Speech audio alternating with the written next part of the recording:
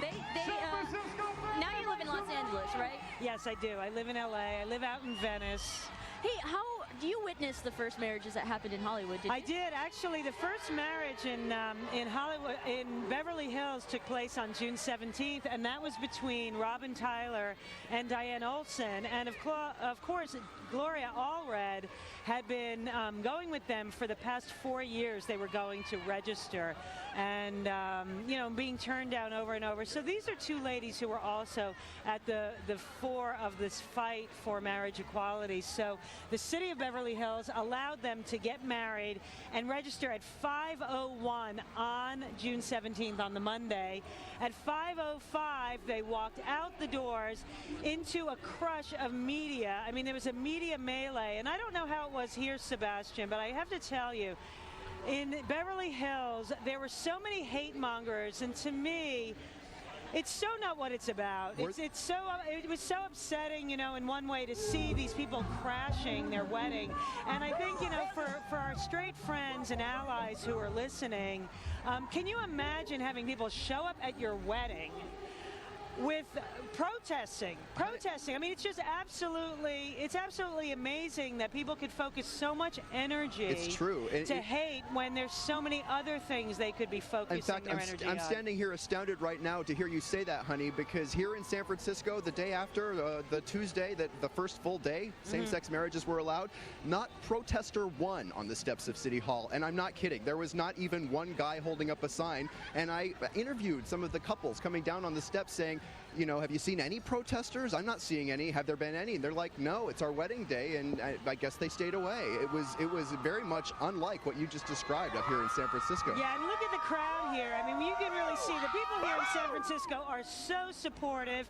I think they expect, you know, I mean, last year there were over 500,000 people coming to view the parade. Yeah. And this year they're saying, you know, that it's supposed to be the biggest turnout ever. It definitely feels like it, and everyone just looks so happy.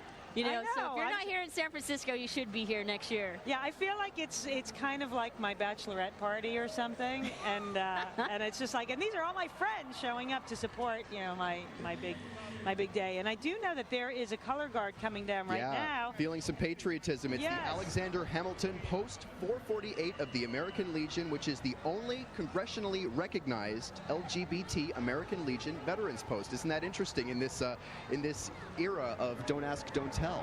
Well, I have to tell you, in this era of Don't Ask, Don't Tell, that's something else that we're hoping, you know, with our next president and everybody else, hopefully, that's going to be elected, that they are going to not only repeal that Don't Ask, Don't Tell, but what some people may not realize is that there are all these people who have lost, you know, they lost their benefits, they were dishonorably discharged, and it's about being able to get those people what they are due. So, bravo, bravo for this contingent, and, you know, hopefully it'll just get bigger.